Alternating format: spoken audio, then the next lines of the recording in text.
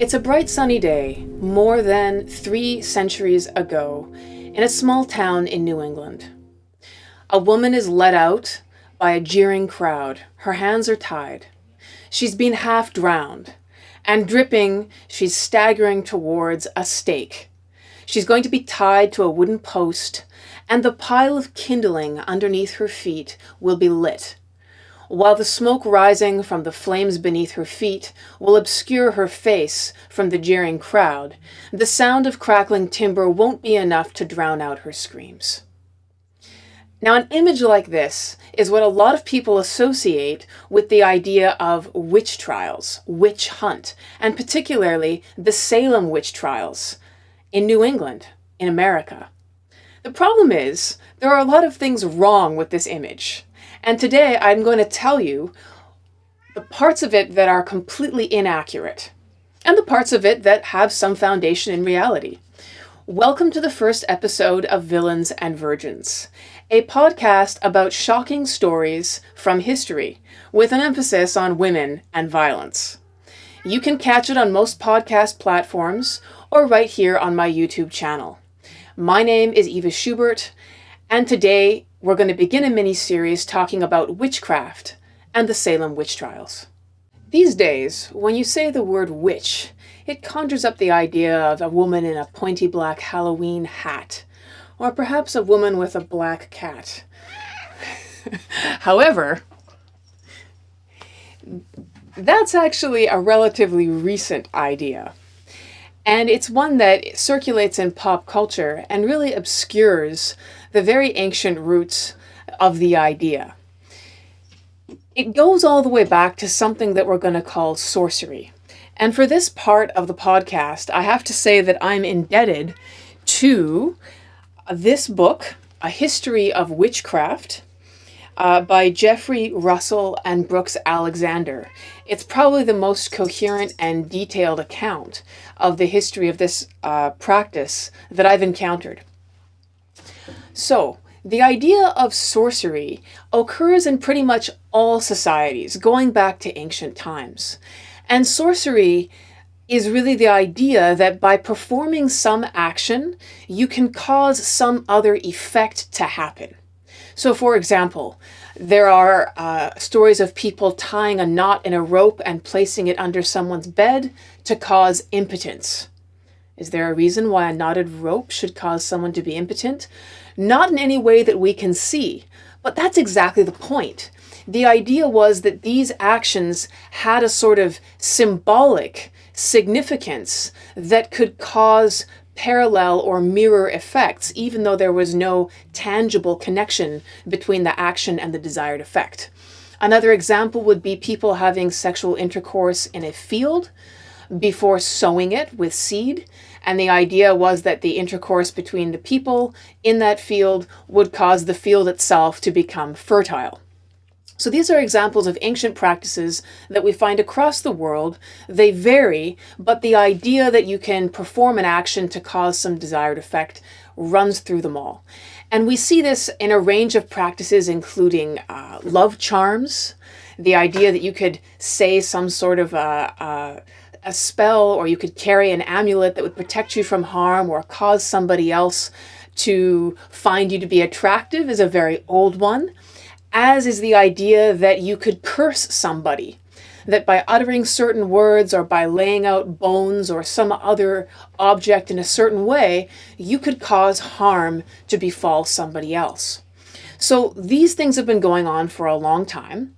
And back in the days of the Roman Empire, there were actually fairly strict punishments for people who were convicted of practicing this kind of sorcery.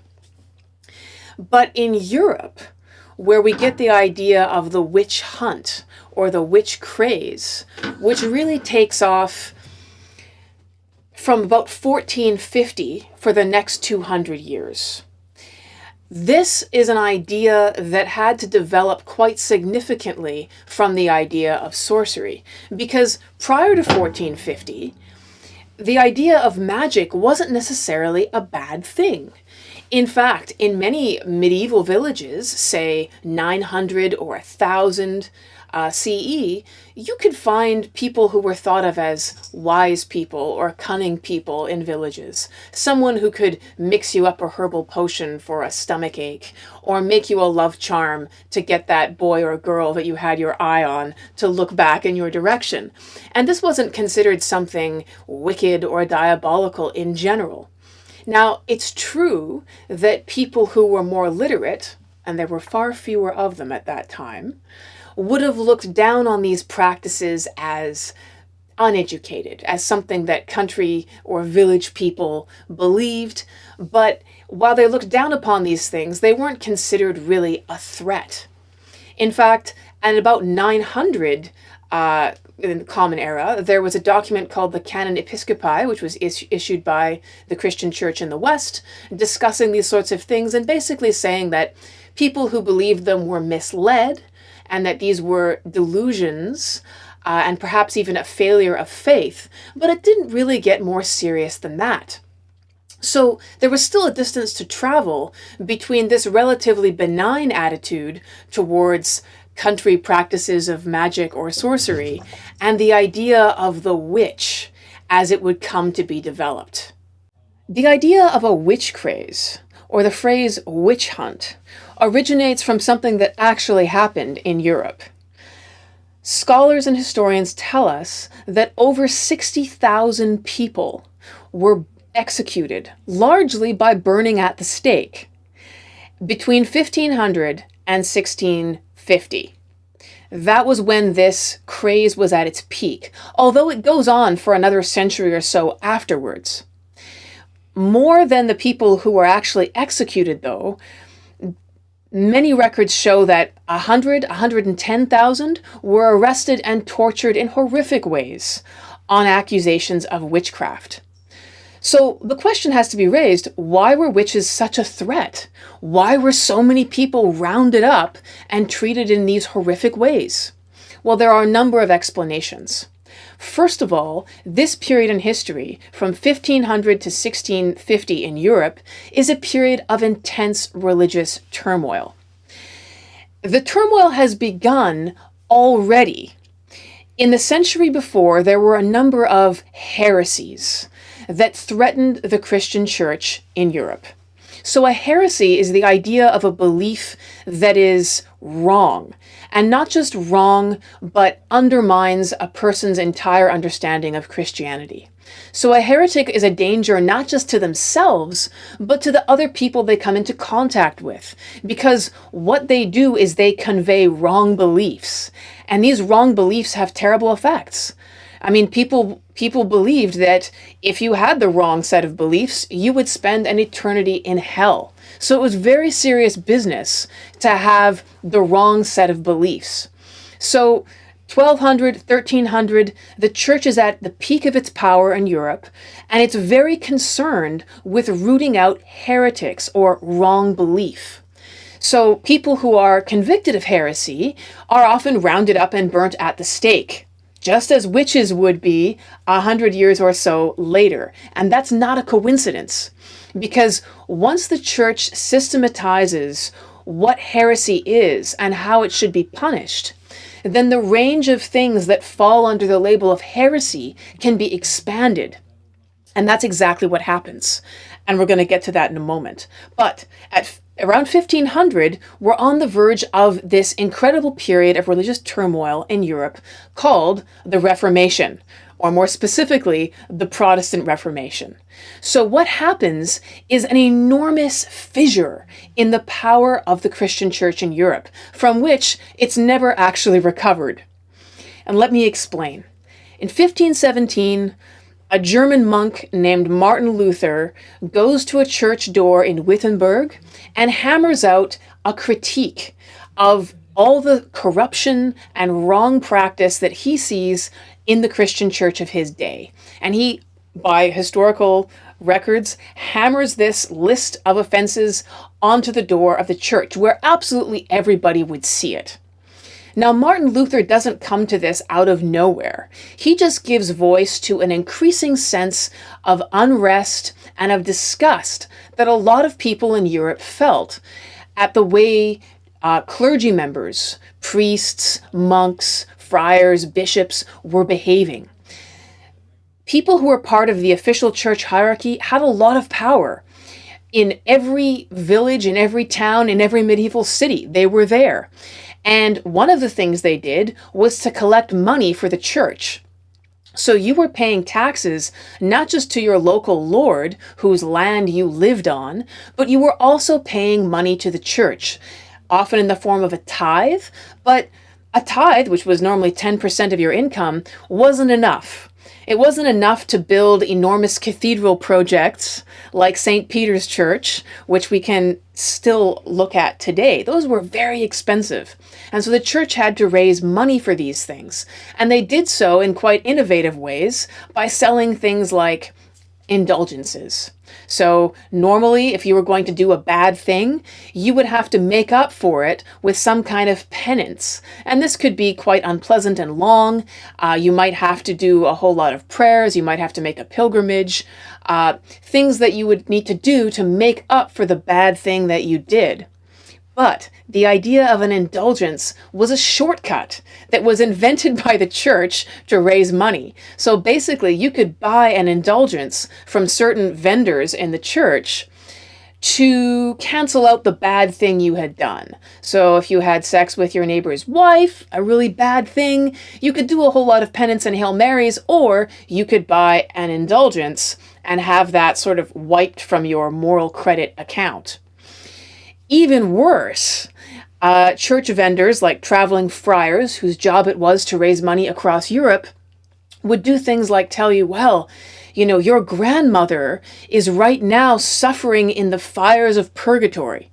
Purgatory is this place between heaven and hell where you usually end up if you're a good Christian who died with some sins on your moral accounting sheet that hadn't quite been dealt with yet. So you weren't in hell, which was permanent and horrifying, but you were in this uncomfortable temporary hell called purgatory, where you had to be purged of your bad deeds through pain and suffering.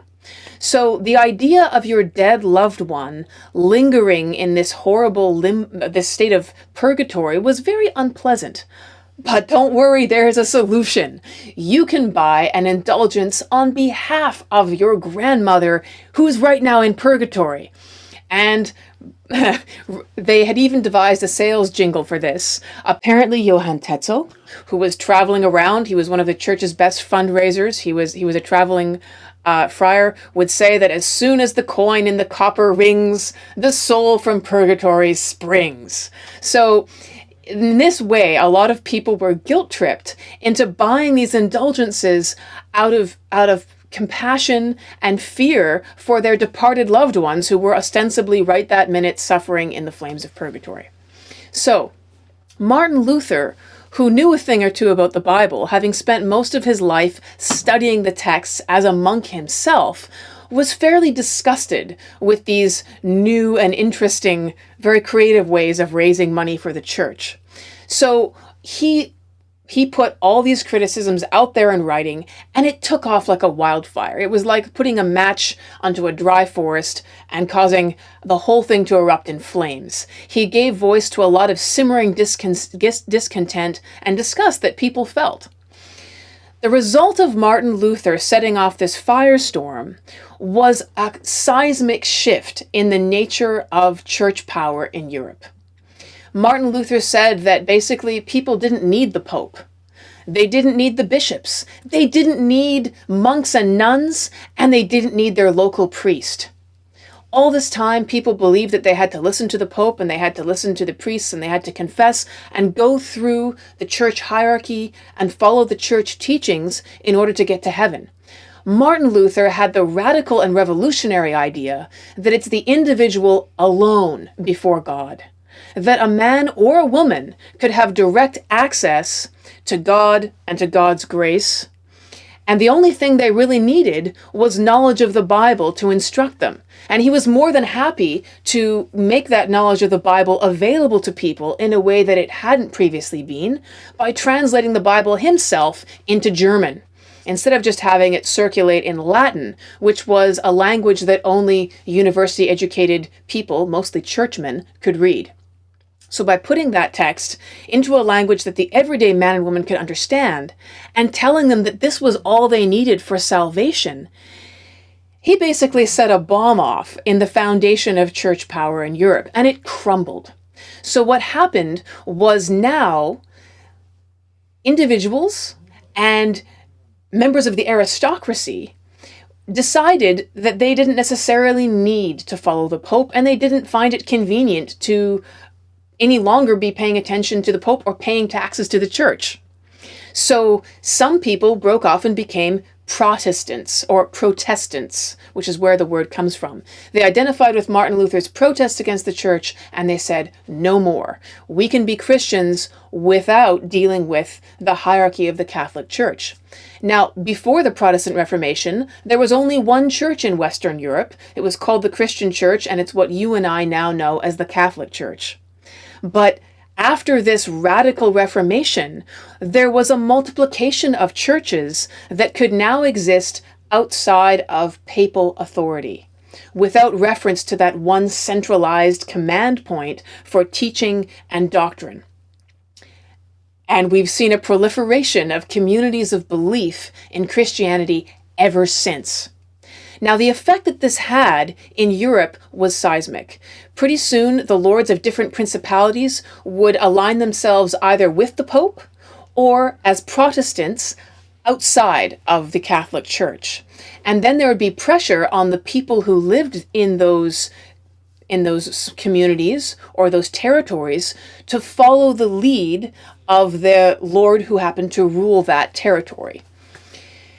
If you happened to not want to follow that lead, perhaps he was a Protestant and you wanted to stay a good Catholic, problems began to develop. Because now you had dissenters embedded in larger communities that were aligned either as Catholic or Protestant. And the Catholic Church was meanwhile frantically trying to stamp out all of this wrong belief, all of these Protestant communities. And so what we saw in Europe through this time was a whole lot of persecution across all the countries of Europe. You would see Catholics arresting, torturing, and executing Protestants. And in some Protestant jurisdictions, you would see the same thing happening to Catholics, who were viewed as sort of fifth columns or secret agents of the Pope, and they were suspected of harboring monks and priests and of conspiring to bring the authority of the Pope and the Catholic Church back over that particular country or territory. So it was a very bloody time in general. And it was unsurprising that at this time, witchcraft became a cardinal sin. So in the middle of all this turmoil of the Protestant Reformation, the threat to the power of the Catholic Church, we have this witch craze touch off. So let me explain that in a little more detail. The book which really informed this more than anything else was written in 1497, so just before 1500. It was written by a couple of Dominican monks. And the book was called Malleus Maleficarum, which is Latin and translates roughly as the Hammer of Witches. Now, these two monks really reframed the church's official position on witchcraft, which, as I told you, in 900, had been a fairly benign idea that people who believed in magic and sorcery were misled and somewhat ignorant, but not really a threat. Malleus Maleficarum defined the witch in a totally new way. The witch was someone who had made a pact with Satan. So this takes it a step beyond the little old woman in the village who's making love charms for amorous country people. This is someone who has essentially sold her soul to the devil and enlisted as a soldier in the forces of darkness. The book painted a picture of witches and their meetings as a bizarre inversion of a regular Catholic Mass. So when people go to Mass in a Catholic church, they hear words that affirm their belief in God. They participate in a communion ceremony that involves ceremonially drinking wine and eating a bit of wafer to symbolize the body and blood of Christ. They adore the cross and possibly the Virgin Mary. These are all regular religious rites. So the witches' Sabbath is all of these things twisted in a very strange way. So the witches are supposed to meet at night, not during the day, not on a Sunday. They meet in some secret place. They bring the flesh of dead children, or sometimes corpses that haven't been baptized and buried in holy ground. And they feast on this. So they are feasting on bodies and blood as well, but it's not symbolic, it's actual cannibalism that they're supposed to be practicing. Then they're visited by the devil, and they apparently profess their loyalty to him instead of what Christians would do in church, professing their loyalty and love towards God, Jesus, Mary, whatever symbol they were going to use.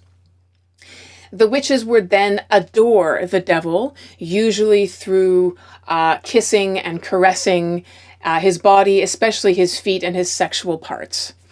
Then the witches would engage, apparently, in orgiastic practices. So grabbing the person next to them, man or woman, engaging in sexual acts amongst themselves and with the devil himself.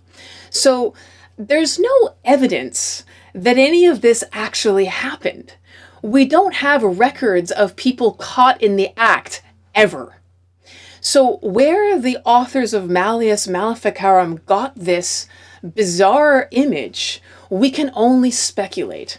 It seems to have been drawn specifically as a parody of Christianity, to define a nemesis, someone who could be tracked down and destroyed. And when the church felt under threat, there were many enemies that had to be tracked down and destroyed. So perhaps the witch is an invention that was caused by the very definition that the church itself had begun to use, which was a witch is the servant of the devil. And so if a servant of the devil, then an entire order of darkness was imagined, which was the exact mirror inversion of the order of light, or of the servants of God. And so it seems that this is the most logical explanation of an otherwise hard to explain series of actions. But this is what witches were now defined as, no longer just the wise woman or the herbalist of the village or the person who could give curses or charms. The witch was someone who'd sold their soul to Satan, was an enemy of everything that was good, and someone who would steal children and eat their flesh, or possibly visit innocent people at night and attempt to have sex with them and bring them over to the dark side. So the book that most popularizes this new and horrifying definition of witchcraft, Malleus Maleficarum, is an actual book. You can still find translations, you can find copies of it in libraries of antiquity, and I looked at some exact quotes from this book as I was doing research for this podcast. One of the things that made it so significant was that it detailed how to identify witches and what should be done with them. But before that, the first thing that it did was it really made the refusal to believe in witches no longer an option. You see, the authors of this book argued that if you failed to believe in witches, that was itself evidence of the devil's work in you. And this is a key theme that's going to run through our story as we talk about the Salem witch trials that happen several hundred years later. But it begins with this proposition that if you doubt the existence of witches or their evil powers, that's a sign that you yourself are under the influence of the devil, and therefore a suspect. So doubt is dangerous. And that already constrains the limits of any debate or any course of action that's then going to be had if you accept that first proposition. Now, there were several others. The book asserted that women were most likely to become witches. And now, it wasn't impossible for a man to be accused of witchcraft. There were men that were accused and tortured and executed. But the vast majority of witches who are tortured and executed during the witch craze in Europe are women. And that is in part because the authors of this book claimed that witchcraft is chiefly found in women because they are mentally and spiritually the weaker sex. And I quote here, witchcraft comes from carnal lust, which is in women insatiable. So these men here, who've spent their lives in a monastery, presumably not hanging out with women at all, are very convinced that the overwhelming sexual desire that women have is insatiable and makes them far more likely to be servants of Satan. You and I may find this hilarious, but I assure you it wasn't funny at all for the women who were rounded up as a result of this.